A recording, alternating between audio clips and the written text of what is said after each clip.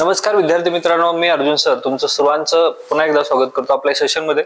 आज आपण इकॉनॉमिक आर्थिक वार्षिकी जो घटक आहे तो त्याच्यावरती आपण हे व्हिडिओ जे आहेत ते करतोय।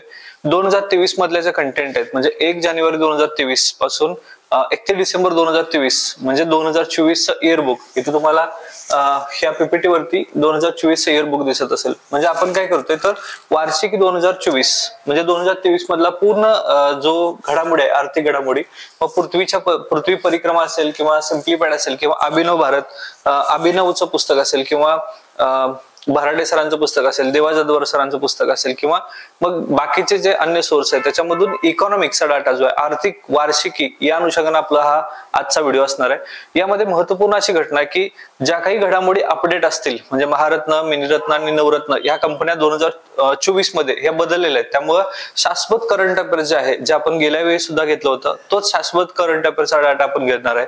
त्यामुळे सुरुवात करूया वार्षिकी 2023 ला। आणि वार्षिकी 2023 मधले काही गोष्टी विश्लेषणात्मक आहेत तर काही गोष्टी ज्या आहेत ते वन लाइनर सुद्धा हा एकंदरीत डाटा आहे। आर्थिक घडामोडी 2023 1 जानेवारी 2023 पासून 31 डिसेंबर 2023 पर्यंतचा। पहिली घडामोड आहे परकीय व्यापार धोरण 2023। आता हे परकीय व्यापार धोरण 2023 मध्ये काही भाग जो विश्लेषणात्मक दिलेला आहे त्यापैकी पहिली विश्लेषणात्मक घडामोड आहे परकीय व्यापार धोरण 2023। केंद्रीय उद्योग मंत्री पीयूष गोयल यांनी 31 मार्च 2023 रोजी भारताचं परकीय व्यापार धोरण जे आहे ते जारी केलेलं आहे। म्हणजे हे लक्षात ठेवा ही 17वी लोकसभा आहे, कारण आपल्या एक्झाम मध्ये जे करंट अफेअर्स आहे ते 3 वर्षाचा जवळजवळ असणार आहे 2022, 2023 आणि 2024 मध्ये, ठीक आहे। आणि 2025 मध्ये असणाऱ्या सगळ्या एक्झाम त्याच्यामध्ये जुना डाटा असणार आहे। त्यामुळे हा सगळा ओल्ड डाटा आहे। 2023-31 मार्चला भारताचं परकीय धोरण जे आहे ते जाहीर केलं आणि याची अंमलबजावणी कधीपासून होणार आहे ते 1 एप्रिल 2023 पासून 1 एप्रिल 2023 पासून याची अंमलबजावणी होणार आहे। उद्दिष्ट काय याचं देशाची निर्यात 2030 पर्यंत $2 लाख कोटी पर्यंत वाढवणं हे महत्वाचं उद्दिष्ट आहे। तर हे महत्वपूर्ण आहे।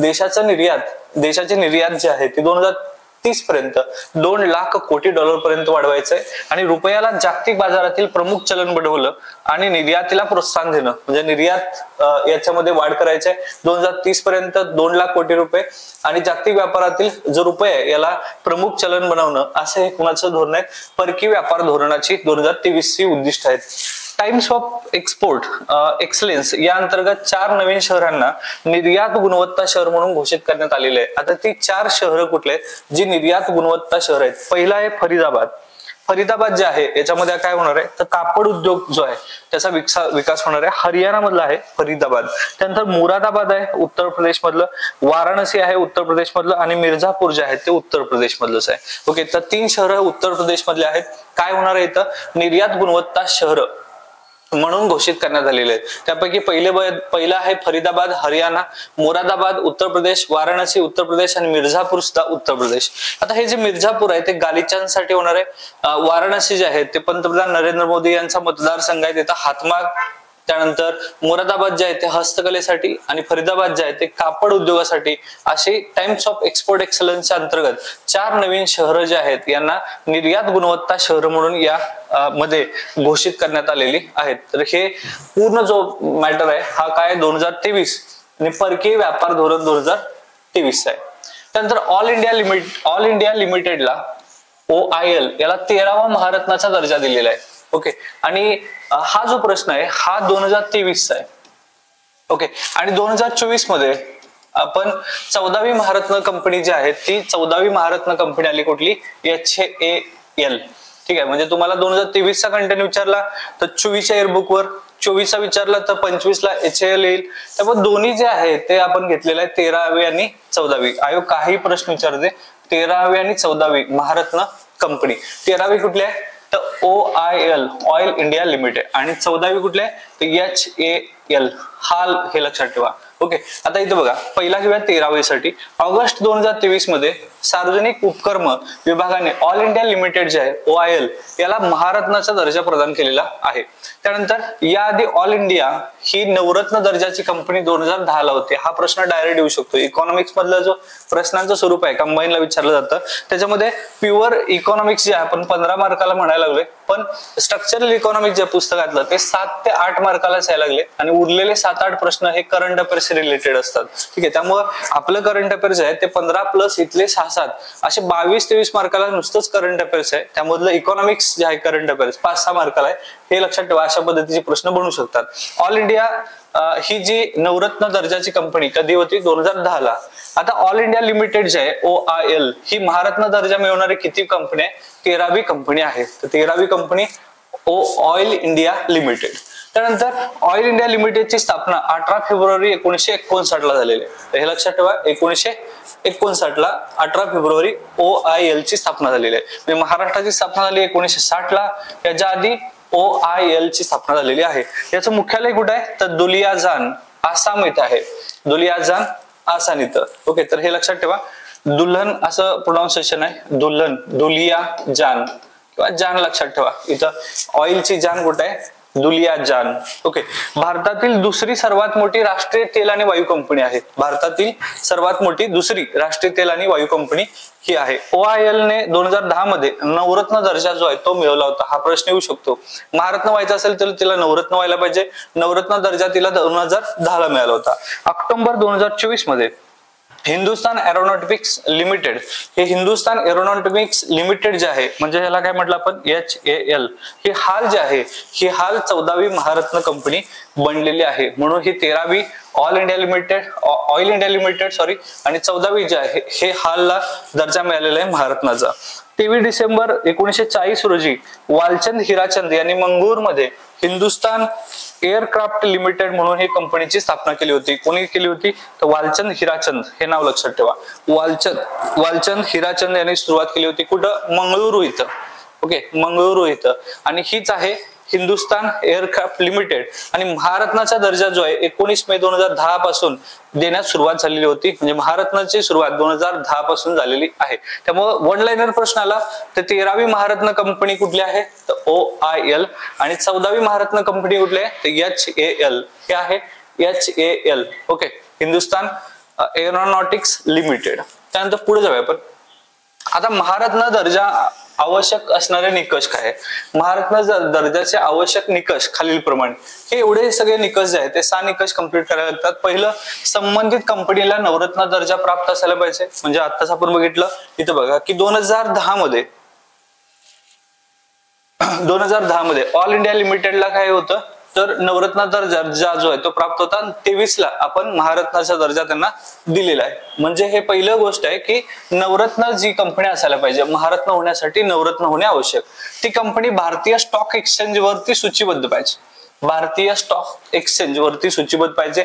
मागील 3 वर्षातील सरासरी वार्षिक उलाढाल याचे 25,000 कोटी रुपये पाहिजे किंवा त्याच्यापेक्षा जास्त पाहिजे. कुठलं? मागील 3 वर्षात. आता हे सगळं जर बघितलं तुम्ही मागील 3 वर्षात, तर मागील 3 वर्षात सरासरी वार्षिक उलाढाल 25,000 कोटी रुपयापेक्षा जास्त पाहिजे. दुसरं आहे मागील 3 वर्षात सरासरी वार्षिक निव्वळ मूल्य, हे वार्षिक निव्वळ मूल्य जे आहे ते 15,000 कोटी रुपयापेक्षा जास्त पाहिजे. आणि मागील 3 वर्षात वार्षिक निव्वळ नफा जो आहे तो 5,000 कोटी रुपयापेक्षा जास्त पाहिजे.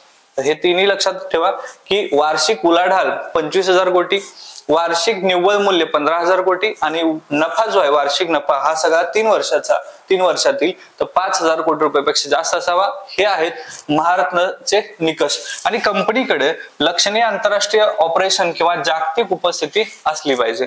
तर हे निकष पूर्ण करत असतील तर तिला आपण महारत्नाचा दर्जा देतो. आणि त्यामुळं पहिला आधी ती नवरत्न होती 2010 ला आणि त्यानंतर ऑइल इंडिया लिमिटेड हे 2023 मध्ये महारत्नाचा दर्जा प्राप्त झाली. आणि सध्या जे आहे हाल ही महारत्न दर्जा झालेली आहे.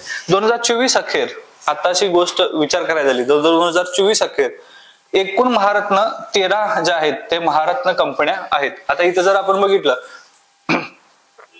इथं बघा, इथं 14वी महारत्नाचा दर्जा दिलेला आहे. पण जर परीक्षेत प्रश्न आला की 2024 अखेर पर्यंत किती होतात? ते 13 होत्या. त्यामुळे शाश्वत करंट अफेअर्स मध्ये ज्यावेळी आयोग प्रश्न विचारेल त्यावेळी ते व्यवस्थितरित्या विचारेल की डिसेंबर 2024 अखेर असे काहीतरी शब्दप्रयोग करेल. त्याच वेळी ठरवायचंय की ते आपल्याला 13 म्हणायचं आहे का 14 म्हणायचं आहे, किंवा डायरेक्ट असं विचारेल आयोग 14वी महारत्न दर्जा कंपनी कुठली, त्यामुळे आयोगाचा प्रश्न कॅन्सल होणार नाही. लक्षात घ्या की आयोग असं पद्धतशीर विचारून सुद्धा 100 पैकी 5-6 प्रश्न आयोगाचे ड्रॉप होतात, कारण त्यांच्या अनुवादावरून त्या प्रश्नाचा अर्थ आणि त्याचे उत्तर अनेक निघू शकतात, त्यामुळे प्रश्न ड्रॉप होतात. त्यामुळे आयोग शाश्वत करंट अफेअर्स कडे जातं, म्हणजे ते चेंजेस होणार नाही. ठीक आहे, तर हे 13 महारत्न कंपन्या होत्या 2024च्या अखेर. 2024च्या अखेर देशात 16 नवरत्न कंपन्या होत्या आणि 24च्या अखेर देशात 57 मिनिरत्न 1 कंपन्या होत्या.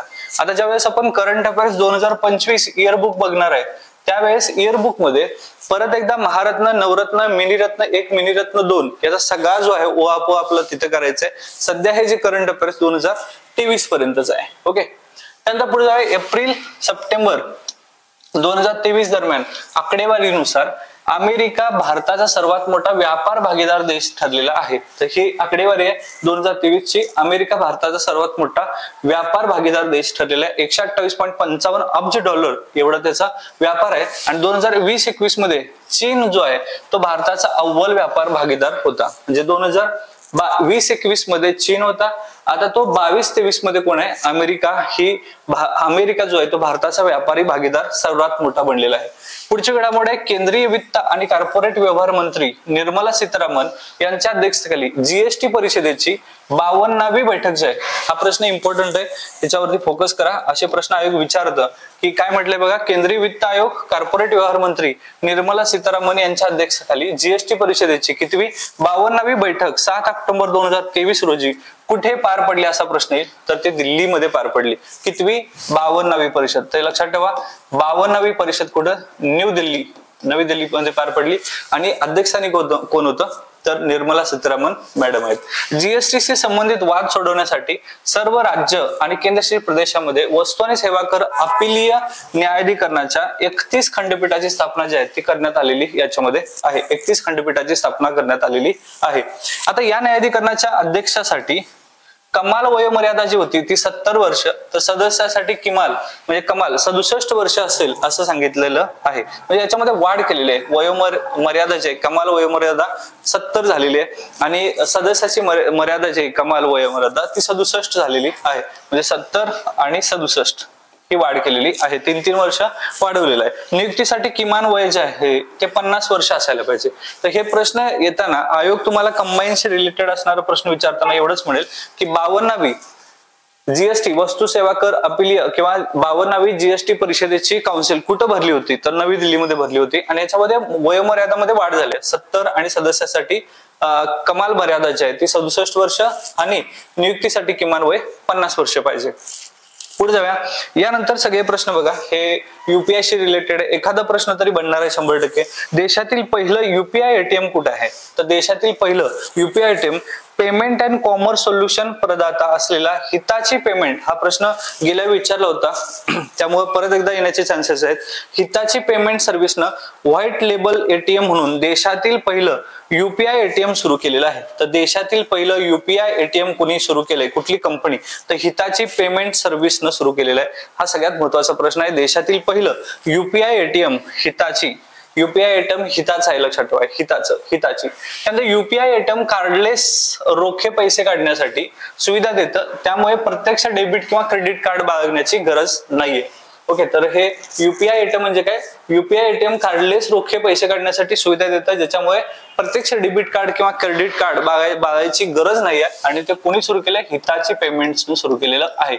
ओके, तर हे पहिलं आहे युपीआय एटीएम. पुढे जाऊया, युपीआय लाईट वॉलेट काय, हा प्रश्न एक महत्वाचा आहे. युपीआय लाईट वॉलेट भारतीय रिझर्व्ह बँक आरबीआय याने 24 ऑगस्ट 2023 रोजी युपीआय लाईट वॉलेटच्या माध्यमातून केला जाणाऱ्या ऑफलाईन डिजिटल पेमेंटची प्रतिव्यवहार जे आहे कमाल मर्यादा वाढवलेली असून पूर्वीच्या 200 रुपये मर्यादेवरून 500 रुपये पर्यंत वाढवलेलं आहे. हा प्रश्न आहे की तुम्हाला प्रश्न विचारेल युपीआय लाईट वॉलेट मध्ये आरबीआयनं पूर्वी 200 रुपये होतं, त्याची कमाल मर्यादा वाढवून किती रुपये केलेले आहेत, तर 500 रुपये केलेले आहेत. तर 200चं 500 रुपये केलेलं आहे. ओके, तर हे लक्षात ठेवा.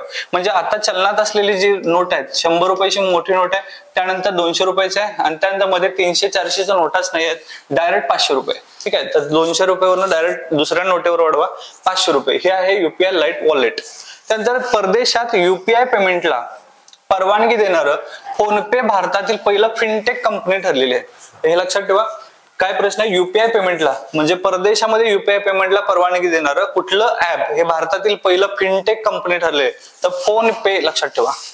सध्या ऑनलाईन जे फ्रॉड आहे त्याच्यामध्ये फोन पे वरून व्यवहार जे आहे तो गोंधळ आहे, पण हे भारतातील पहिलं फिनटेक कंपनी ठरले फोन पे। ओके, जी भारताची युपीआय पेमेंटला परवानगी देणार परदेशात युपीआय पेमेंटला परवानगी देते कुठली कंपनी?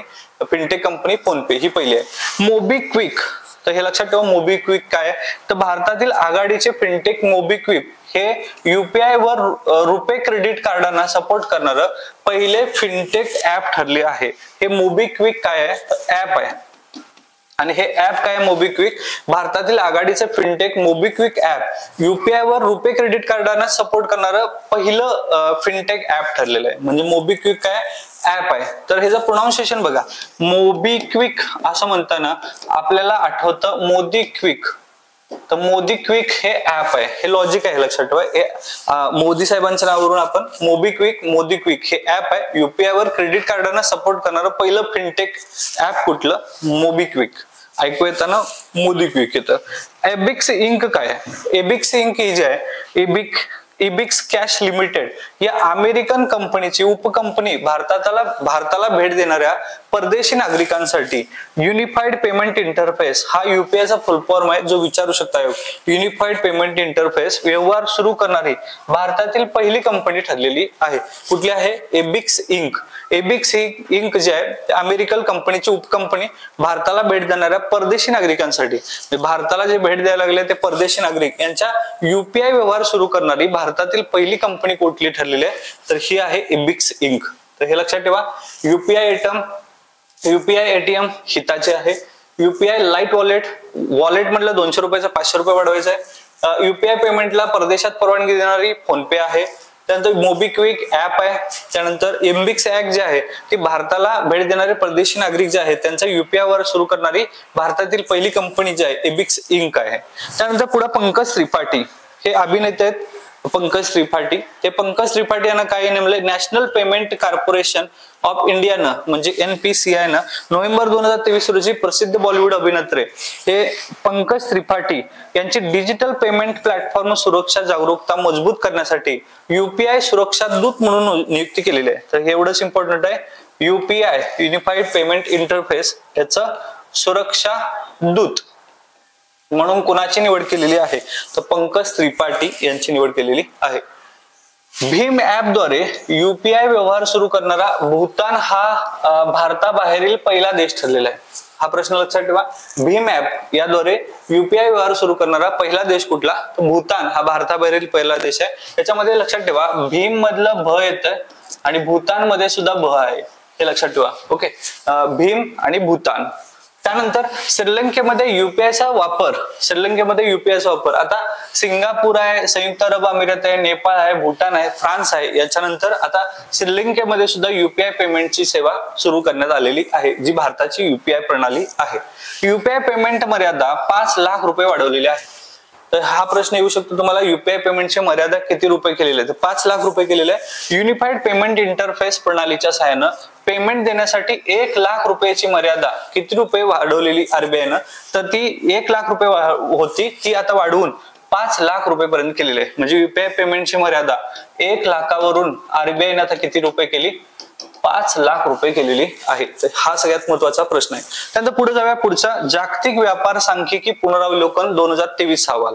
आता असे प्रश्न जे आहेत ते आयोग विचारतं। जागतिक व्यापार सांख्यिकी पुनरावलोकन 2023 अहवाल काय सांगतं? या अहवालानुसार जागतिक वस्तू व्यापारात 2022 मध्ये जो 2023 अहवाल आहे, अग्रगण्य निर्यात दरामध्ये भारत 18व्या क्रमांकावरती पोहोचलेला आहे। तर हे लक्षात ठेवा, अग्रगण्य निर्यात दरामध्ये। निर्यात आणि आयात काय? आयात म्हणजे दुसऱ्याचं घेणे, निर्यात म्हणजे आपलं दुसऱ्याला देणे। तर निर्यातीत आपण कितव्या क्रमांक आहे? निर्यात दरामध्ये आपण 18व्या क्रमांकावर आहे। ओके, आणि तर वस्तू आयात दरामध्ये भारत कितव्या क्रमांक आहे? तर 9व्या क्रमांकावर आहे। म्हणजे घेण्यामध्ये आपण 9व्या आहे आणि देण्यामध्ये आपण 18व्या आहे। ओके, तर 9 दुने 18 ही तुमची ट्रिक्स आहे। 9 × 18. तर हे कुठला अहवाल आहे? जागतिक व्यापार सांख्यिकी पुनरावलोकन 2023 अहवाल. निर्याती आणि आयातीमध्ये, आयातीमध्ये आमचा 9वा क्रमांक आहे आणि निर्यातीत आमचा 18वा क्रमांक आहे. आता पहिले 3 निर्यातदार देश कुठले 2022 नुसार? तर पहिले 3 निर्यातदार याचा अर्थ द्यायला लागले दुसऱ्या देशांना. एक चीन 1 नंबरला आहे, अमेरिका 2 नंबरला आहे आणि जर्मनी 3 नंबरला आहे. तर पहिला क्रमांक कोण आहे? चीनचा आहे. आणि आयातीमध्ये सगळ्यात जास्त आयात कोण करायला लागले? तर अमेरिका करायला लागले. अमेरिका आणि चीन हे दोन्ही जे आहेत हे बघा तुम्ही दोन्ही पण निर्यात आणि आयात असू दे, चीन अमेरिकेचा पहिला 2रा क्रमांक आहे, जर्मनी 3ऱ्या क्रमांकावर आहे.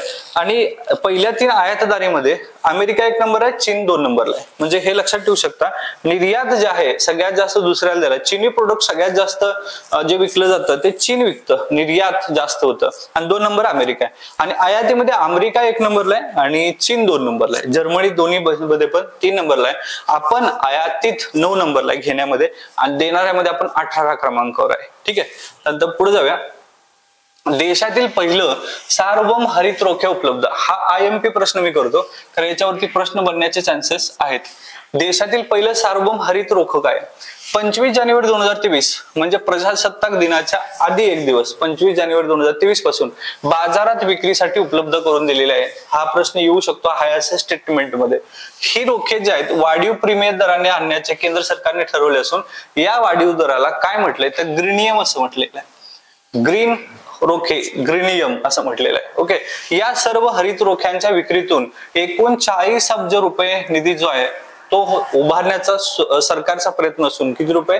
40 अब्ज रुपये निधी उभारण्याचा सरकारचा प्रयत्न असून पर्यावरणकुलन प्रकल्पांना अर्थसहाय्य देणार आहे. म्हणजे याचं नावच बघा, देशातील पहिलं सार्वभौम हरित रोख म्हणजे पर्यावरणासाठी उभारतोय. किती उभारतोय? 40 अब्ज रुपये निधी.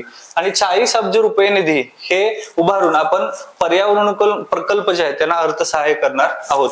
आता 2015 मध्ये येस बँकेने हरित पायाभूत सुविधा प्रकल्पांना वित्त पुरवठा करण्यासाठी भारतातील पहिलं ग्रीन इन्फ्रास्ट्रक्चर बॉन्ड जारी केले. तुम्हाला प्रश्न येतो, भारतातील पहिलं ग्रीन इन्फ्रास्ट्रक्चर बॉन्ड कोणी जारी केलं? तर कुठल्या बँकेनं? तर हे लक्षात ठेवा, येस बँकेनं. येस बँकेनं 2015 मध्ये, हे सगळ्यात महत्वाचा प्रश्न आहे. येस बँकेनं हरित पायाभूत सुविधा प्रकल्पांना वित्त पुरवठा करण्यासाठी भारतातील पहिलं ग्रीन इन्फ्रास्ट्रक्चर बॉन्ड कोणी जारी केलं?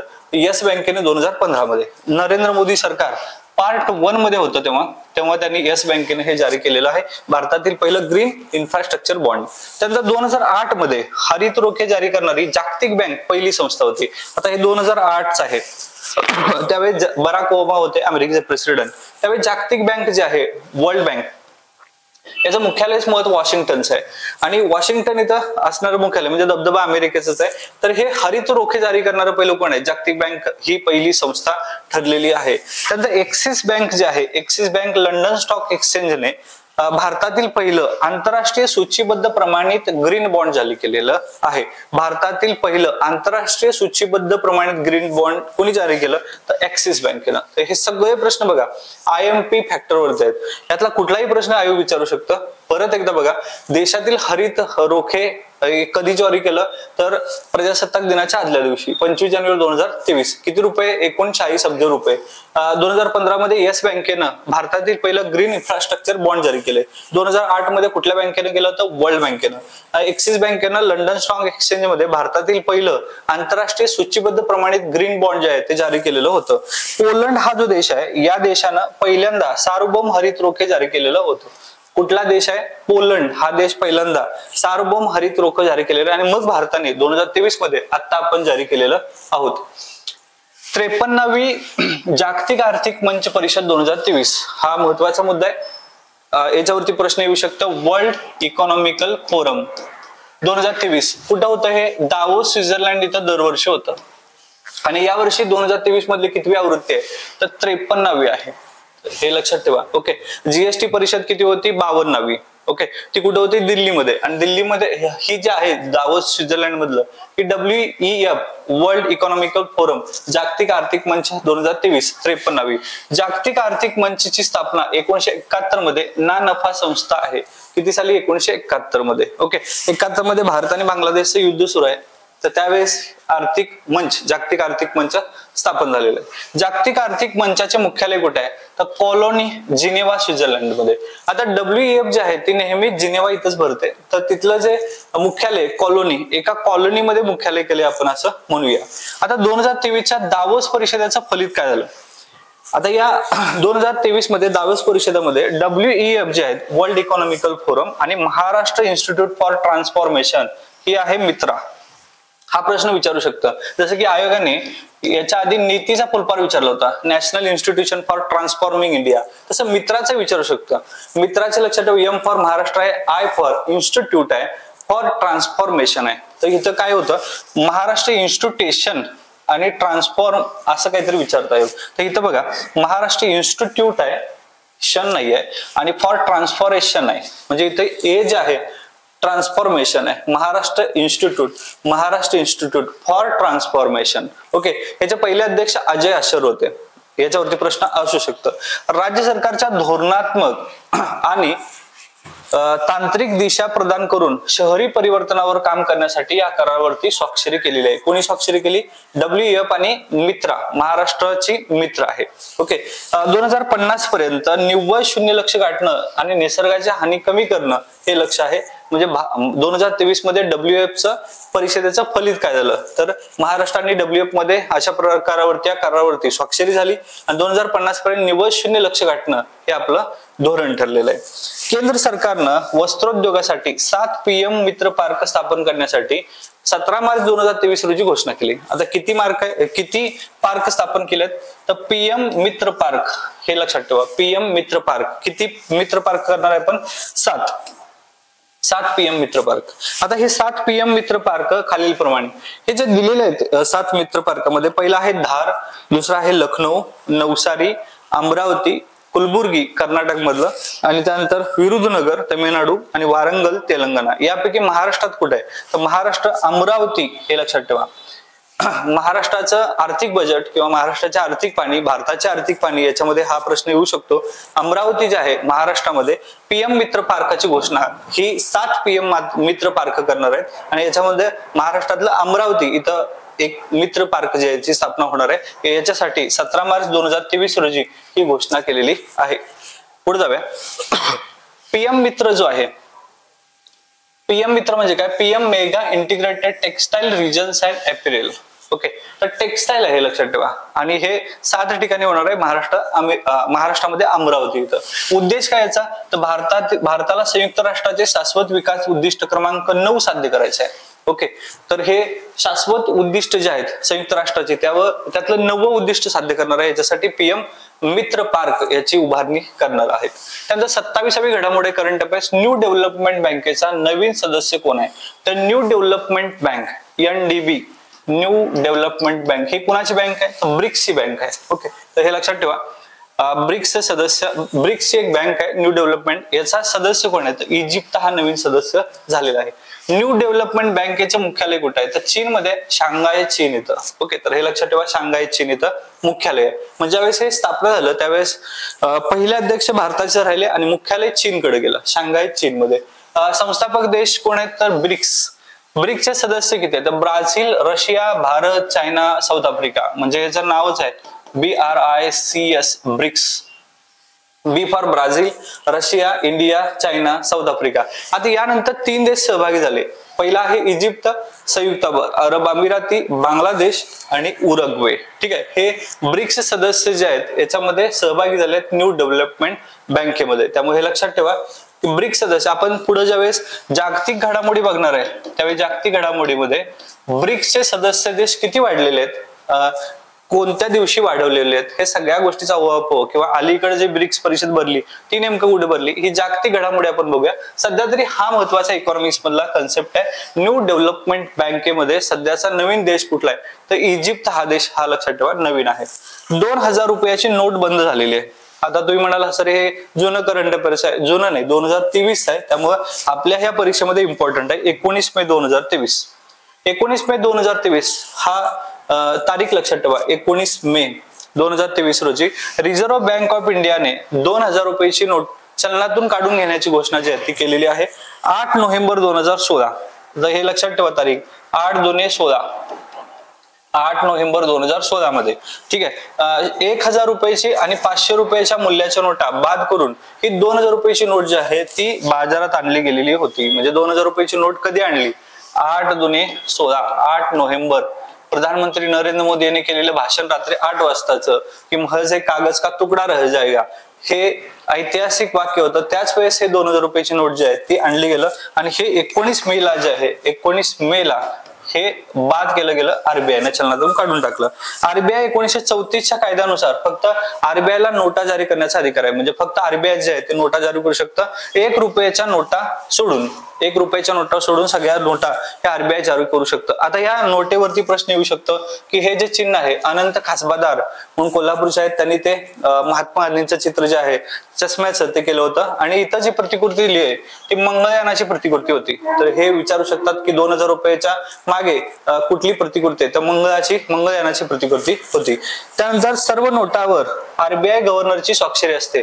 ठीक आहे. आणि या 1 रुपयाची नोट जी आहे याच्यामध्ये वित्त मंत्रालयाद्वारे जारी केली जाते. हा प्रश्न लक्षात ठेवा. 1 रुपयाची नोट हे वित्त मंत्रालय जे आहे ते जारी करतं आणि त्यावरती वित्त सचिवाची सही असते. वित्त सचिवाची सही असते 1 रुपयाच्या नोटेवरती. तर हे महत्वाचं होतं. 2000 रुपयाची नोट चलनातून बाद झालेले दिवस आहे 19 मे 2023.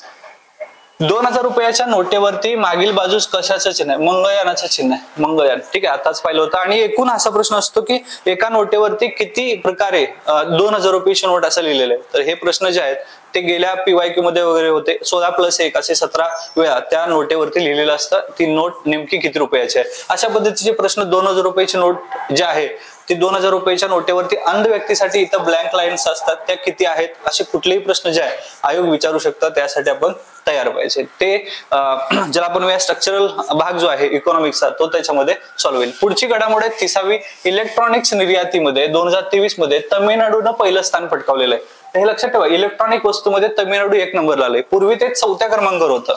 म्हणजे 4थ्या क्रमांकावर असणारं डायरेक्ट 1 नंबरला आले तमिळनाडू. सध्याचे तमिळनाडूचे मुख्यमंत्री आणि गेल्या कालावधीमध्ये तमिळनाडूचा जो राजकीय उहापोह बघितला तर तमिळनाडूने इलेक्ट्रॉनिक्स मध्ये भरपूर मोठी जी आहे ती कामगिरी केलेली आहे. सध्याचे मुख्यमंत्री MK स्टॅलिन आहेत त्यांच्यात.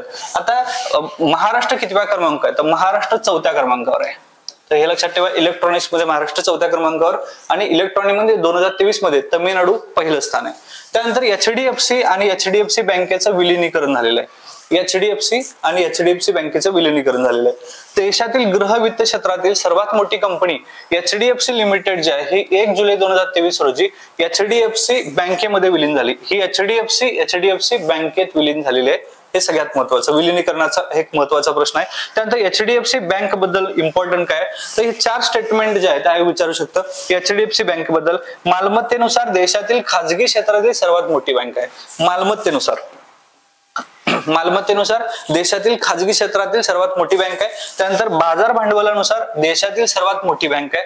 बाजार भांडवलानुसार देशातील सर्वात मोठी बँक. त्यानंतर बाजार भांडवलानुसार जगातील 5वी सर्वात मोठी बँक आहे. जगातली 5वी सर्वात मोठी बँक आहे आणि बाजार भांडवलानुसार देशातील 3री सर्वात मोठी कंपनी आहे. तर ह्यातले पहिले 2-3 स्टेटमेंट लक्षात ठेवा. मालमत्तेनुसार देशातील खाजगी क्षेत्रातील मोठी बँक आहे. बाजार भांडवलानुसार देशातील सर्वात मोठी बँक आहे आणि बाजार भांडवलानुसार जगातील 5वी मोठी बँक आहे. कंपनीवरती प्रश्न विचारण्याचे चान्सेस नाही आहेत. त्यानंतर पुढे जाऊया. 33वा करंट अफेअर. देशातील अव्वल 5 बँका 2023. आता ह्या ज्या आहेत खाजगी बँका आहेत. देशातील अव्वल 5 खाजगी बँका 2023. 1 नंबरला कोण आहे? HDFC आहे. हे लक्षात ठेवा. बऱ्याच वेळेला ऑप्शन मध्ये आपण SBI state bank of India वगैरे देऊन जातो पण हे कोण आहे? HDFC. त्यानंतर ICICI, त्यानंतर SBI, त्यानंतर कोटक महिंद्रा आणि त्यानंतर ऍक्सिस बँक आहे. पहिले 3 लक्षात ठेवा. HDFC, ICICI आणि SBI ही देशातील पहिल्या 5 खाजगी बँका 2023च्या क्रमांकानुसार. पहिलं जरी लक्षात घ्या डायरेक्ट प्रश्न येतो HDFC. 16व्या वित्त आयोगाची स्थापना. हा 16व्या वित्त आयोगावरती यावर्षी फिक्स प्रश्न असणार. या 16व्या वित्त आयोगाचे अध्यक्ष इथं PPT दिलेलं आहे. 16th finance commission Arvind Panagariya हे 16व्या कमिशनचे अध्यक्ष आहेत. 16व्या वित्त आयोगाचे आयोग जो आहे 31 ऑक्टोबर 2025 पर्यंत आपला अहवाल जो आहे तो सादर करेल. त्यानंतर आयोगाच्या शिफारशी पुढील 5 वर्षासाठी म्हणजेच 1 एप्रिल 2026 पासून 2031 पर्यंत राहील. हा प्रश्न पुढच्या 5 वर्षांसाठी आहे असा शाश्वत स्थिर राहतो. त्यामुळे पाठ करून टाका. 1 एप्रिल 2026 पासून 31 मार्च म्हणजे मार्च 2031 पर्यंत या कालावधीसाठी लागू केलेल्या जातील. 15व्या वित्त आयोगाचे शिफारस 2025 ते 26 ह्या आर्थिक वर्षापर्यंत वैध होती आणि 2026 मध्ये कंप्लीट झाली तर ती 1 एप्रिल 2026 पासून पुढच्या 31 पर्यंत 16वा वित्त आयोग हा काम करणार आहे. आता भारतीय राज्यघटनेनुसार कलम 280 अंतर्गत वित्त आयोग स्थापन केलेला आहे. कलम 280. पहिल्या वित्त आयोगाचे अध्यक्ष कोण आहेत? के.सी. नियोगी. हे नाव लक्षात ठेवा. आयोग कधी कधी म्हणजे इथं मी करंट अफेअर्स करताना खात्री घेतली की ज्यावेळेस आयोग प्रश्न विचारतं त्यावेळेस प्रत्येक वेळेस पहिला कोण आहे आणि आत्ता कोण आहे ह्याच्यावरती प्रश्न विचारतं. त्यामुळे करंट अफेअर्स मध्ये हे मुद्दे सॉल्व्ह झाले पाहिजेत. पहिल्या वित्त आयोगाचे अध्यक्ष के.सी. नियोगी, 15 वित्त आयोगाचे अध्यक्ष आयोगाने विचारले एन.के. सिंग आणि 16 वित्त आयोगाचे अध्यक्ष अरविंद पानगिरिया. याच्यावरती प्रश्न 100% असणार आहे. त्यानंतर पुढे जाऊया 36व्या घडामोडीकडे. जागतिक गुंतवणूक अहवाल वर्ल्ड इन्व्हेस्टमेंट रिपोर्ट 2023. आता हे जो वर्ल्ड इन्व्हेस्टमेंट रिपोर्ट आहे याच्यामध्ये 2022 मध्ये भारतातील थेट विदेशी गुंतवणुकीचा वार्षिक आधारावर 10% वाढून 49 अब्ज डॉलर झालेला आहे. म्हणजे गुंतवणूक वाढलेली आहे, 10% वाढलेले आहे एवढं लक्षात ठेवा. सर्वाधिक एफडीआय प्राप्त देशांच्या यादीत भारत कितव्या क्रमांकावर आहे? तर 2022 मध्ये हे सगळे 2022 चे कंटेंट आहेत जो रिपोर्ट 2023 ला दिलेला आहे. आणि 2023च्या रिपोर्ट नुसार सर्वाधिक एफडीआय प्राप्त देशांच्या यादीत भारत कितव्या क्रमांक आहे? 8व्या क्रमांकावर आहे.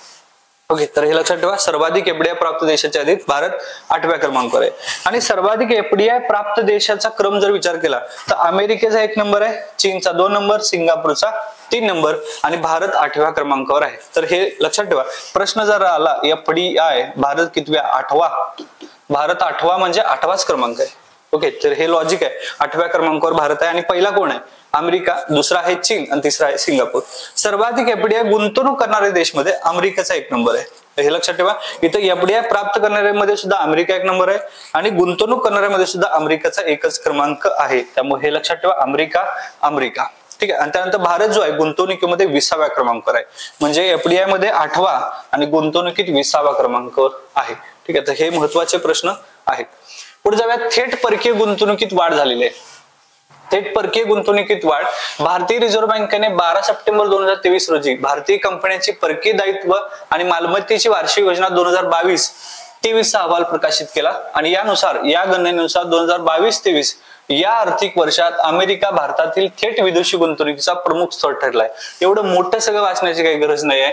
थेट परकोरी गुंतवणुकीत वाढ झाली. सगळ्यात जास्त 2022-23 मध्ये कुठल्या देशाचा भारतामध्ये थेट गुंतवणूक वाढलेली आहे? तर अमेरिकेची वाढलेली आहे. गेल्या वेळी सुद्धा महत्वाचा मुद्दा होता, याही महत्वाचा मुद्दा आहे. अमेरिकेची भारतातील थेट विदेशी गुंतवणूक जी आहे ती वाढलेली आहे. भारताने सर्वाधिक एफडीआय गुंतवणूक केलेला देश जो आहे तो सिंगापूर आहे. बघा, भारताने सर्वाधिक एफडीआय गुंतवणूक केलेला देश सिंगापूर आहे आणि भारतात झालेली गुंतवणूक अमेरिकेची आहे. तर यात कन्फ्युज करू नका. ओके, भारतात झालेली अमेरिकेचे, भारताने केलेले सिंगापूरमध्ये.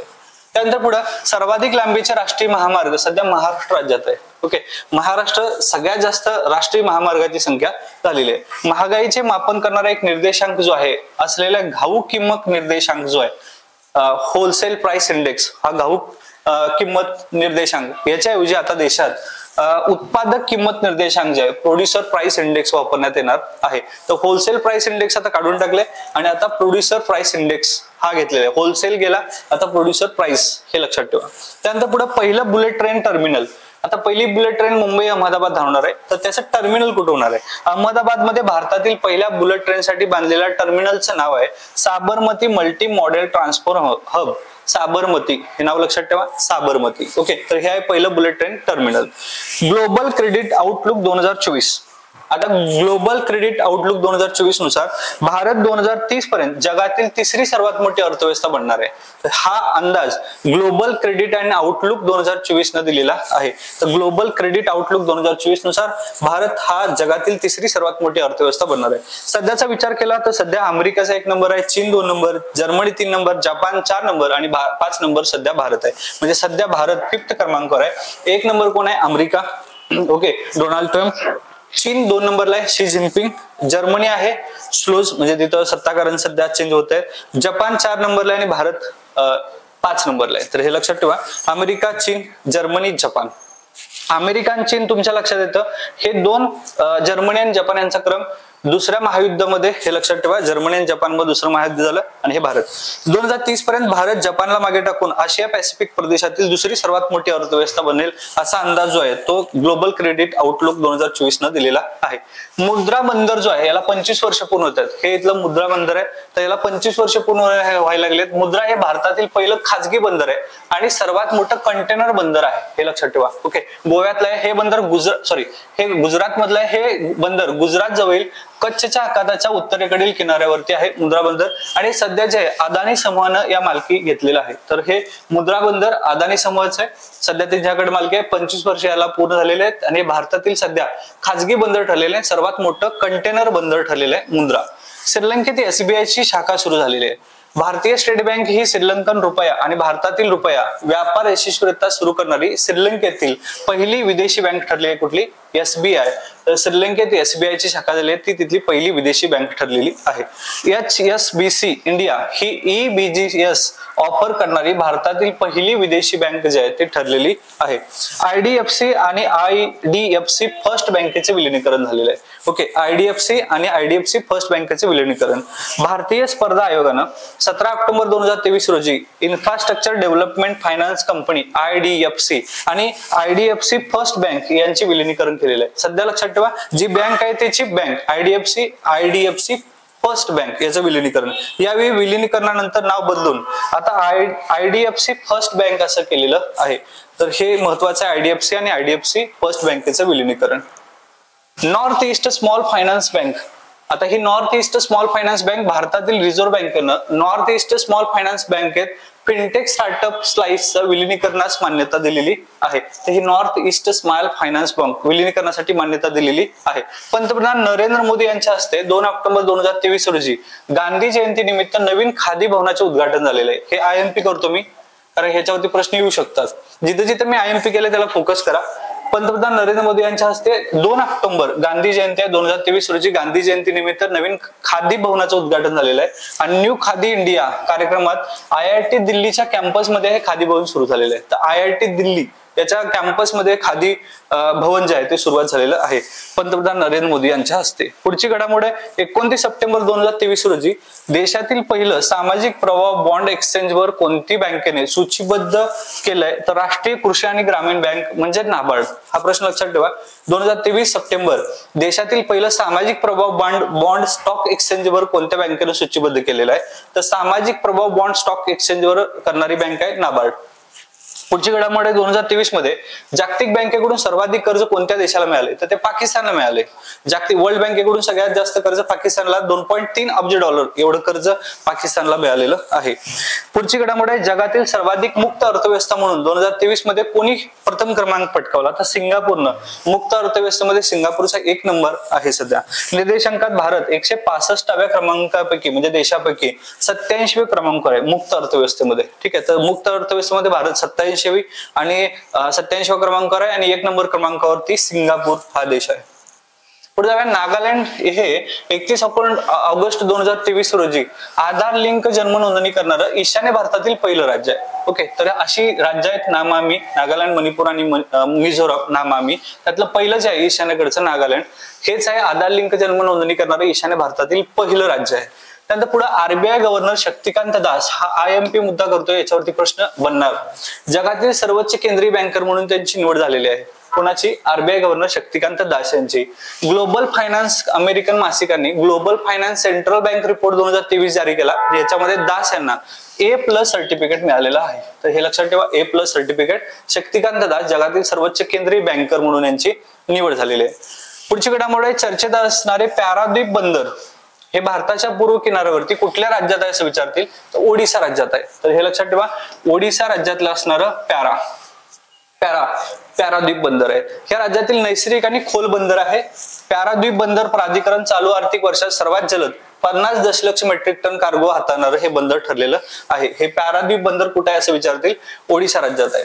त्यानंतर AU स्मॉल फायनान्स बँक हे 2023 मध्ये सर्व ग्राहकांना 365 दिवसासाठी 24/7 व्हिडिओ बँकिंग सुविधा मोफत देणारी भारतातील पहिली बँक कुठली? तर हे लक्षात ठेवा, 24/7 365 दिवसासाठी व्हिडिओ बँकिंग सुविधा मोफत देणारी भारतातील पहिली बँक आहे AU small finance bank. AU AU. Okay, तर हे नाव लक्षात ठेवा. पुढे AU भारताची सर्वात मोठी लघु वित्त बँक आहे.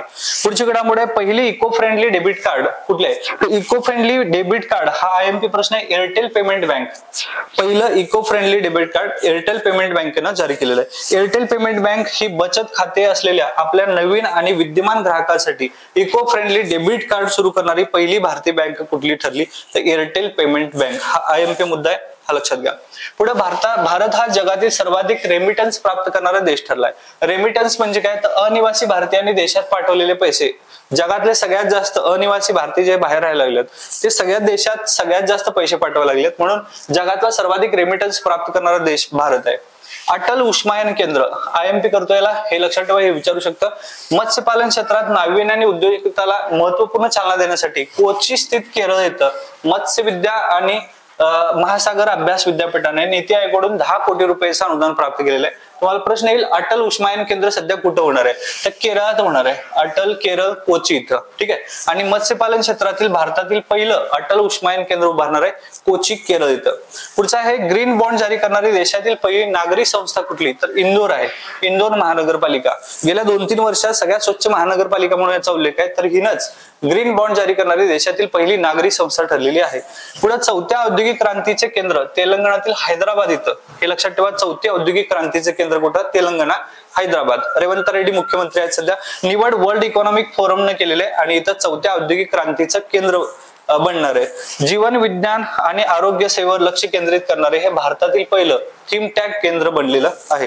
पुढची घडामोड आहे, भारतीय रिझर्व्ह बँकेने गव्हर्नर शक्तिकांत दास यांना international economy research general central bank 2023 या वर्षाचा गव्हर्नर ऑफ द इयर हा पुरस्कार दिलेला आहे. जर प्रश्न आला गव्हर्नर ऑफ द इयर पुरस्कार किंवा जगातला सेंट्रल बँकर पुरस्कार कोणाला दिला, तर ते दोघांचे उत्तर एकच असेल, गव्हर्नर शक्तिकांत दास, RBIचे सध्याचे governor. Governor of the year हा पुरस्कार जिंकणारे शक्तिकांत दास हे दुसरे भारतीय गव्हर्नर आहेत आणि पहिले रघुराम राजन हे होते 2015 ला. त्यानंतर central bank of the year पुरस्कार युक्रेनच्या नॅशनल बँकेला सध्याचा मिळालेला आहे. तर एवढे जे महत्वाचे भाग होते ते आपण कंप्लीट केलेत. पुढच्या भागामध्ये आपण इकॉनॉमिक्स मधला आणखी काही वन लाइनर कंटेंट करूया. तोपर्यंत थांबतो. जय हिंद.